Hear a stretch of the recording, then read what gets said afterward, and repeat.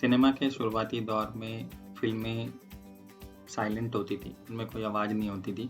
Story को सिर्फ़ visualisation से बताया जाता था। तो उस समय 12 से 15 एफपीएस या 8 से 12, 12, 15 इतने एफपीएस की फ़िल्म शूट, नेगेटिव शूट जो होता था, उससे लोगों का काम चल जाता था। लेकिन जैसे साउंड सिस्टम का डेवलप हुआ, फ़िल्मों में साउंड रिकॉर्डिंग होने लगी। जो फ़िल्म का नेगेटिव होता था, उसी के साइड में जहाँ पे गियर्स जो डॉट डॉट डॉट डॉट छेद होते हैं नेगेटिव को आगे बढ़ाने के लिए, उसी ट्रैक के बाजू में ऑडियो के 2 ट्रैक्स होते थे, वो भी उस पे रिकॉर्ड करे जाते थे।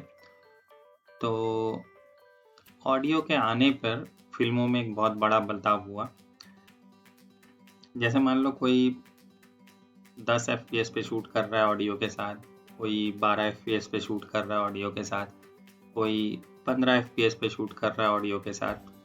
तो जब इन फिल्म्स की एडिटिंग होती थी, एडिटिंग के नाम पे कैंची और गोंद होता था और टेबल पे 1 मीटर का निशान लगा होता था।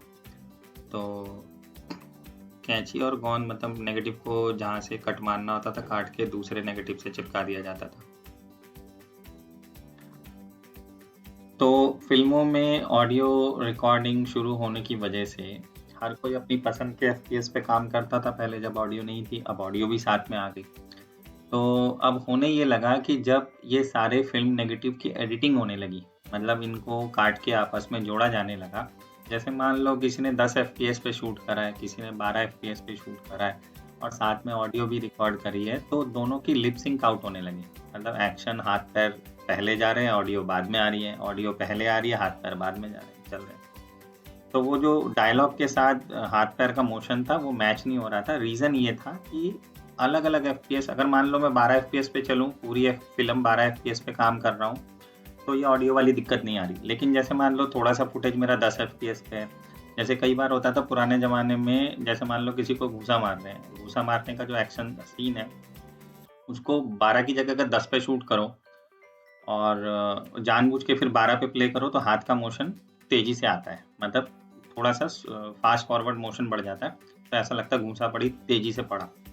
तो एक्टिंग तो वो धीरे-धीरे स्लो मोशन में ही करते हैं, लेकिन उसको 10 एफपीएस पे शूट करके 12 पे प्ले किया जाता है। तो इस वजह से क्या होता था कि 10 के मटेरियल को 12 पे प्ले करने पे हाथ का मोशन थोड़ा फास्ट हो जाता था। अब ऐसी सिचुएशन में जब एडिटिंग होती है, तो ऑडियो लिप सिंक आउट हो जाती है।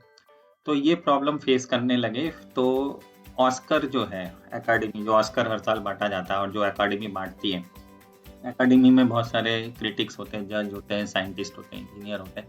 वो एक्चुअली फ़िल्म लेवल पे स्टैंडर्डाइज़ेशन को देखते हैं कि फ़िल्म का फ़ॉर्मेट क्या होगा, एफपीएस क्या होगा, ऑडियो कैसी होगी, साउंड कैसा होगा, लाइटिंग कैसी होगी। तो इन सारी चीज़ों के ऊपर टेक्नोलॉजी को स्टैंडर्ड करते हैं।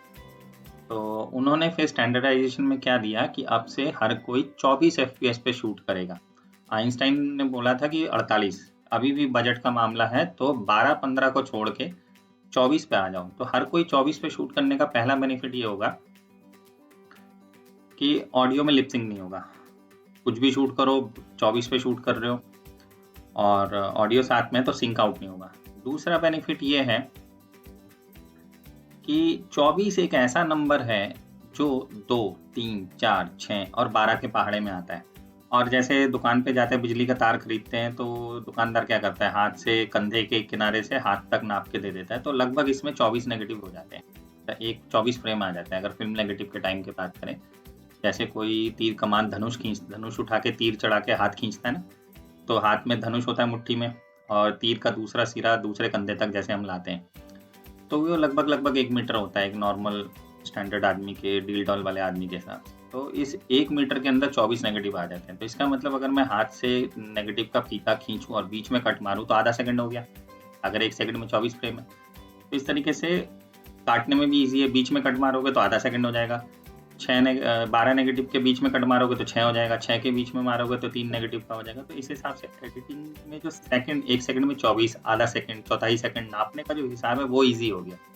ऑडियो भी स्टैंडर्डाइज़ हो गई। तो इस तरीके से सबसे पहला जो दुनिया में स्टैंडर्ड एफपीएस आया अकादमी की वजह से, 24 एफपीएस आया। अदरवाइज़ 1895 में फ़िल्म शुरू हुई थी बिना साउंड की। तो जो पहले कैमरा बनने शुरू हुए थे, रोटेटिंग शटर वाले, स्पेरिकल शटर वाले। तो 1895 के बाद जैसे कुछ साल फिल्में और बनी, तो जब ऑडियो का दौर आया साउंड में जुड़ा फिल्मों से, तो उस वक्त ये दिक्कत आने की वजह से 24 FPS को इंट्रोड्यूस किया गया। यहाँ पे मुझे 2 जानकारी और ऐड करनी है। एक्चुअली 1895 में फिल्में बननी शुरू हुई थी बिना ऑडियो की, साइलेंट फिल्में, और फिल्मों में साउंड आते-आते लगभग 1920 हो गया था। मतलब कोई 20-25 साल बाद फिल्मों में साउंड आना शुरू हुआ था, लगभग 1920 के आसपास। और दूसरा, एक गलती मुझसे बार-बार हो रही है पिछली वीडियो में, आइंस्टाइन ने 48 FPS की राय नहीं दी थी, वो एडिसन था, थॉमस एडिसन, जिसने बल्ब बनाया। तो थॉमस एडिसन ने एक्चुअली 48 FPS, जो ह्यूमन आईज के हिसाब से सबसे बढ़िया एक्सपीरियंस है वीडियो का, फिल्म का, उसकी रिकमेंडेशन करी थी। तो यहाँ पे पिछली वीडियो में तो अब करेक्शन नहीं कर सकते, बट वो एडिसन है, थॉमस एडिसन।